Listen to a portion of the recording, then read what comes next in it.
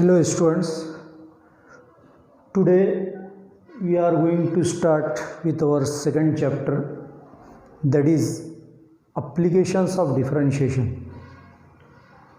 तो अब डिफरेंशिएशन की एप्लीकेशंस अगर हमको पढ़ना है तो पहले उसके बारे में बेसिक चीज़ें जानना बहुत ज़रूरी है, जो कि मैं अभी आपको यहाँ बताने जा रहा हूँ. सो सी केयरफुली. सबसे पहला इस यूनिट में पॉइंट आता है टेंजेंट एंड नॉर्मल. हम सभी को पता है टेंजेंट किसे कहते हैं. A line which touches the given curve at only one point is called as tangent. See here, एक डायग्राम है जिसमें आप देख रहे हैं ये जो है इसको हम बोलेंगे curve. It is general curve and इस equation is y equal to F of X. तो ये एक कर्व है, इसको एक लाइन आप देख रहे हैं जैसा कि ये टच कर रही है. मैंने क्या कहा, अ line which touches the given curve at only one point. देखिए इस कर्व को ये लाइन सिर्फ एक पॉइंट पर यहाँ पर टच कर रही है. तो जब भी कोई लाइन किसी कर्व को one and only one point पर टच करती है उसको हम टेंजेंट इस तरह से कहेंगे. तो ये हो गई हमारी टेंजेंट. और y equal to F of x ये क्या है, ये कर्व है, जनरल कर्व. उसके बाद नेक्स्ट पॉइंट आता है नॉर्मल. टेंजेंट तो देख लिया हमने, अब दूसरा है नॉर्मल. नॉर्मल की डेफिनेशन इस तरह से, a line which is perpendicular to the tangent and passes through its point of contact is called as normal. मैंने क्या कहा अभी एक बार और देख लीजिए. मैं क्या कर रहा हूँ, ऐसी एक लाइन जो टेंजेंट पर परपेंडिकुलर. देखिए अब यहाँ पर ये टेंजेंट है, इस पर ही हमारी लाइन दूसरी क्या है, परपेंडिकुलर है. और उसके बाद दूसरी कंडीशन क्या कर रहा हूँ मैं, passes through its point of contact. देखिए ये जो टेंजेंट इसे कर्व को जो टच करिए उस पॉइंट पर, पर्टिकुलर वन पॉइंट पर, वो पॉइंट कहलाता है पॉइंट ऑफ कॉन्टैक्ट. तो a line which is perpendicular to the tangent and passes through its point of contact, ये जो है पॉइंट ऑफ कॉन्टैक्ट है. और ये जो लाइन है इस टेंजेंट पर परपेंडिकुलर है, therefore it is called as normal. In general हम ये कह सकते हैं कि टेंजेंट और नॉर्मल दोनों एक दूसरे पर परपेंडिकुलर होते हैं हमेशा, always.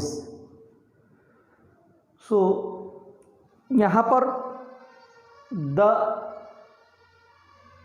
Equation of general curve is y equal to function of x. Suppose ये जनरल कर्व की इक्वेशन है y equal to function of x. और हमको अगर यहाँ पर प्रॉब्लम सॉल्व करने हैं एक्सरसाइज 2.1 के, तो उसमें आप देखेंगे अभी थोड़ी देर बाद क्वेश्चन आता है, find the equation of tangent and normal at given point, और find the points, coordinates of points on the curve like this. तो उसके लिए आपको क्या करना होता है, टेंजेंट का स्लोप फाइंड करना होता है, उसी तरह नॉर्मल का स्लोप फाइंड करना होता है, उसके बाद फिर टेंजेंट की इक्वेशन और उसके बाद फिर नॉर्मल की इक्वेशन. इस तरह से उसका प्रोसीजर है. तो आगे देखिए, ये जो कर्व है y equal to F of x, हम स्लोप कैसे फाइंड करेंगे ये बता रहा हूँ. ये जो आपका टेंजेंट है इसका स्लोप अगर आपको फाइंड करना है तो आप क्या करेंगे, ये जो कर्व का टेंजेंट है, ये जो कर्व है, आप क्या करेंगे, ये जो कर्व है, कर्व की जो इक्वेशन है उस इक्वेशन को with respect to x differentiate करेंगे. जैसा यहाँ y है तो उसका differentiation with respect to x अगर मैं लूँ तो क्या हो जाता है, dy by d x, and the slope is denoted by small m. तो कहने का मतलब ये है कि जो भी कर्व आपको प्रॉब्लम में दिया जाएगा उस कर्व को विथ रेस्पेक्ट टू एक्स आप डिफरेंशिएट करेंगे, और with respect to x differentiate करने के बाद जो भी इक्वेशन या जो भी फंक्शन आपका आएगा वो हो जाएगा स्लोप ऑफ टेंजेंट. और क्योंकि अभी हमने देखा tangent and normal they are perpendicular to each other, तो जब हमको नॉर्मल का स्लोप अगर फाइंड करना होगा तो इस तरह से हम लेंगे m1 सपोज करेंगे उसको, क्योंकि m जो है टेंजेंट का स्लोप है, m1 क्या है, नॉर्मल का स्लोप है। तो नॉर्मल का स्लोप जब हम लेंगे तो -1/m, ये m कहाँ से आया, ये क्या है, टेंजेंट का स्लोप, और m के बदले हम क्या ले सकते हैं, dy/dx। तो ये हो जाता है स्लोप ऑफ नॉर्मल। ये आपको पूरे लेसन में, बल्कि परमानेंटली आपको हमेशा के लिए याद रख लेना है। जब दो लाइंस इस तरह से परपेंडिकुलर हो और एक लाइन का स्लोप m हो तो दूसरी लाइन का स्लोप हमेशा -1/m होता है। अब इसी लेसन में हम ये इक्वेशन को भी बार बार यूज करने वाले हैं। Equation of line passes through the origin is always y = mx, जहाँ पे m जो है उस लाइन का स्लोप होगा। और उसके बाद नेक्स्ट स्लोप पॉइंट फॉर्म, इस फार्मूले का भी हम हर प्रॉब्लम में यूज़ करेंगे। इसका यूज़ हम टेंजेंट की इक्वेशन फाइंड करने के लिए भी करेंगे और नॉर्मल की इक्वेशन फाइंड करने के लिए भी इस फार्मूले का यूज़ करेंगे। तो स्लोप पॉइंट फॉर्म क्या होगा, y - y1 = m × x - x1। और एक और रिजल्ट है, if the two lines are parallel their slopes are equal. जब कभी दो लाइन्स, पैरेलल लाइन्स आपको दिए हुए हों या आपके पास हों, तो वो दो पैरेलल लाइन्स, एक लाइन का जो स्लोप होगा वही दूसरी लाइन का स्लोप होगा, या दूसरी लाइन का जो स्लोप आएगा वही पहली लाइन का स्लोप आएगा। It means that if two lines are parallel, अगर दो लाइन्स पैरेलल है तो उनके स्लोप क्या होंगे, इक्वल होंगे। Okay, so students, see here we are starting with exercise 2.1. Our first problem is find the equation of tangent and normal to the curve y = x² plus 2e to the power x plus 2 at point 0, 4। तो जैसा कि मैंने अभी आपको समझाया है, सबसे पहले आपको क्या करना है, ये जो कर्व की इक्वेशन दी हुई है, ये it is the equation of given curve. इस कर्व के टेंजेंट की और नॉर्मल की इक्वेशन हमको फाइंड करना है। तो मैंने अभी बताया उस कर्व को हमको with respect to x differentiate करना होगा। तो dy/dx = आ जाता है x² का ट्वाइस x डिफरेंशिएशन आता है प्लस 2, ये कोएफिशिएंट है उसका डिफरेंशिएशन नहीं आएगा, e to the power x का डिफरेंशिएशन आता है e to the power x, क्योंकि उसका फार्मूला ही है, प्लस 2 कांस्टेंट है, इसका डेरिवेटिव हो जाएगा 0। Therefore dy/dx = 2x plus 2e to the power x। Now let x, y, जो पॉइंट, जिस पॉइंट पर हमको कर्व के टेंजेंट और नॉर्मल की इक्वेशन फाइंड करना है, it is nothing but x, y। Now m = slope of tangent is equal to dy/dx at point 0, 4 like this.